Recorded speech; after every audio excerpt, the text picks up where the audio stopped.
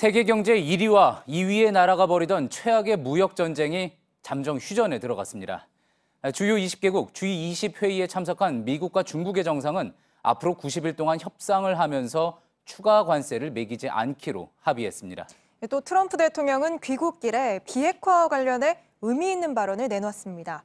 2차 북미 정상회담이 내년 1월이나 2월에 열릴 것 같고 장소는 3곳 가운데 검토 중이라고 했습니다. 이번 G20 정상회의를 마치면서 일단 세계 경제는 한시름 덜었고 또 한반도 비핵화 논의는 한 걸음 더 들어가게 됐습니다. 먼저 이주찬 기자가 북미 정상회담 관련 소식부터 전해드립니다. 내년 1월이나 2월에 열릴 것 같다.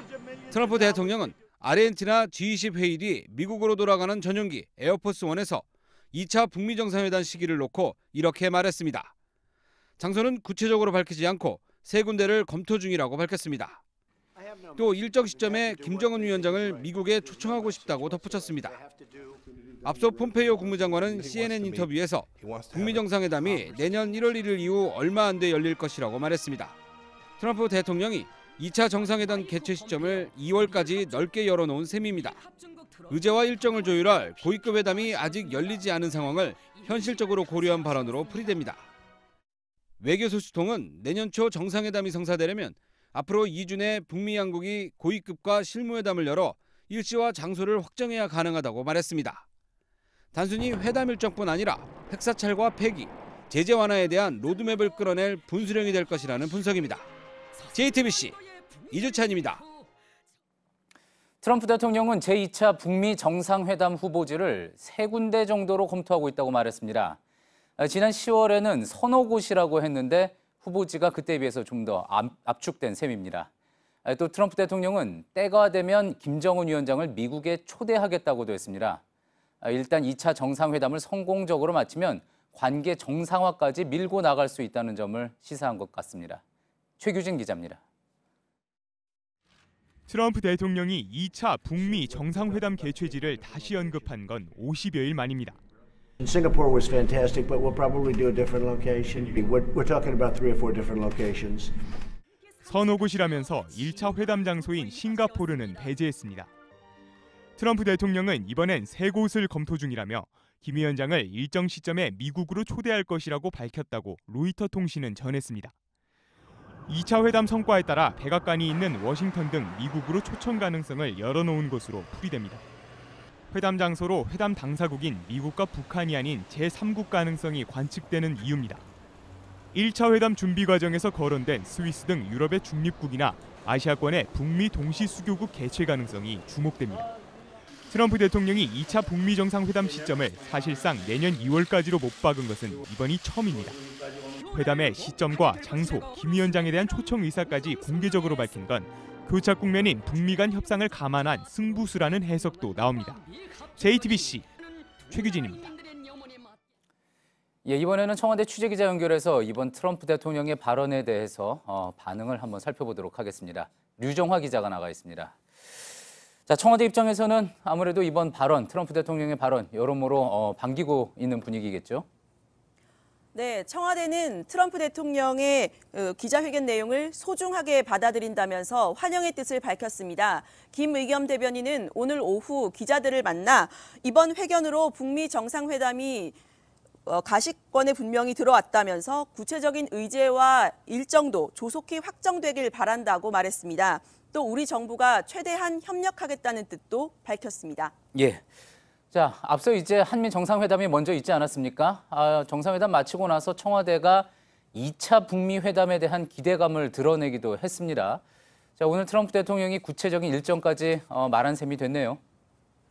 네, 청와대 고위 관계자가 어제 G20 회의가 열린 부에노스아이레스 현지에서 기자들과 만나 2차 북미 정상회담은 지난번 싱가포르 1차 회담 때보다 더 진도가 나갈 것 같은 느낌이 든다면서 큰 계기가 될 것 같다고 말했습니다. 한미 정상뿐 아니라 북미 정상 간에도 이른바 케미가 좋고 잘 맞다. 북미 간 소통이 정중하게 잘 되고 있고 점점 더 좋아질 것 같다면서 이렇게 말한 건데요. 트럼프 대통령이 한반도 문제를 조기 해결하려는 의지가 뚜렷하다고도 평가했습니다. 예. 자, 트럼프 대통령이 말한 대로 1월이나 2월 2차 북미 회담의 일정이 실제 어느 정도 이렇게 북미 간에 교감이 된 거라면은 아무래도 이제 김정은 위원장의 서울 답방이 더 주목을 받게 됐습니다. 청와대에서는 이 문제에 대해서도 오늘 언급이 있었다고 하죠.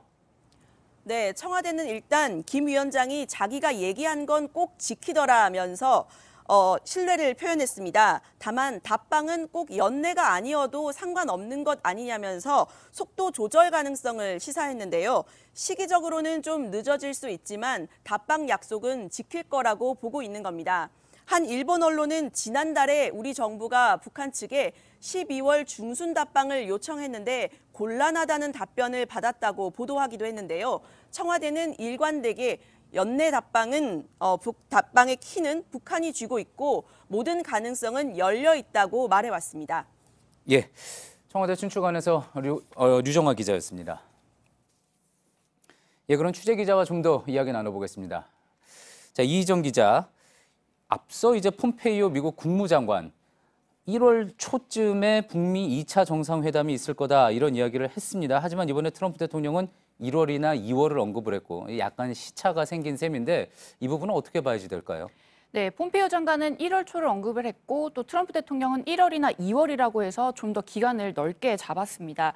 이 정치적인 측면에서 이 1월은 이 북한에서는 신년사 발표가 있고 미국도 이 하원이 개원을 하는 시기여서 이번에 북핵 관련 또 청문회가 다뤄질 가능성이 있습니다.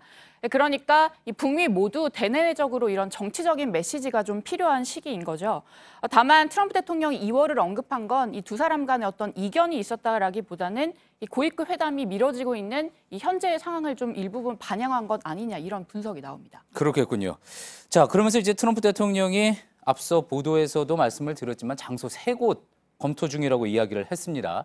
자, 이 부분은 항상 뭐 3곳이다, 4곳이다 이런 이야기를 뭐 누차 해오기는 했지만 이 부분 어떻게 또 볼 수 있겠습니까? 일단 미국 내부적으로는 뭐 물색을 하고 또 검토 중인 건 맞는 걸로 보입니다.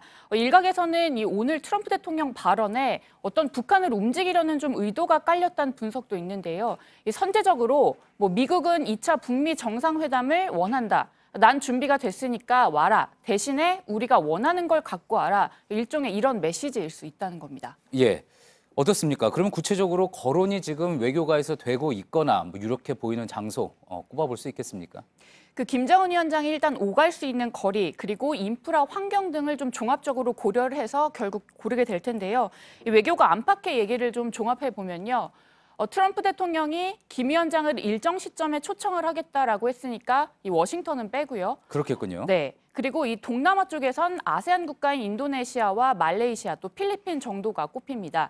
북한 입장에서는 당연히 이 북한 대사관이 있는 곳을 좀 더 선호할 테고요. 예. 또 유럽에서는 이 김 위원장에게 익숙한 스위스 등이 꼽히지만 역시 멀다는 게 문제입니다. 또 평양의 경우엔 이 북한 입장에서 좀 부담스러운 측면이 있습니다. 트럼프 대통령 경호나 의전 문제도 문제지만 무엇보다 미국의 이 북한 내부 상황을 좀 고스란히 보여줘야 한다라는 만큼 좀 어려울 거라는 게 대체적인 분석입니다. 그렇군요. 자, 이제 무엇보다 내년 초에 이제 북미 정상회담을 실제로 하게 되려면은 북한도 어떤 지금 정치적인 전략적인 결정을 내려야 할 때일 것 같습니다. 그렇다면 앞으로 한 1, 2주 정도가 북한이나 미국이나 또 우리나 모두에게 상당히 중요한 그런 시기가 되겠군요. 네, 맞습니다. 어제 한미 정상회담 그리고 오늘 트럼프 대통령의 이런 직접적인 발언이 나왔지만 북한은 아직 반응이 없습니다. 오늘 오전에 어떤 형태의 한미 연합훈련도 중단하라 이런 대외 선전 매체의 주장이 좀 있었지만 이게 뭐 흐름을 바꿀 만한 변수는 아니라는 게 이 전문가들의 분석이고요. 어쨌든 대화 동력을 좀 이어가기 위해서는 북한도 곧 입장을 낼 것으로 보입니다. 특히 이 시점에서 이제 계속 미뤄왔던 이 북미 고위급 회담이 상당히 중요한데요.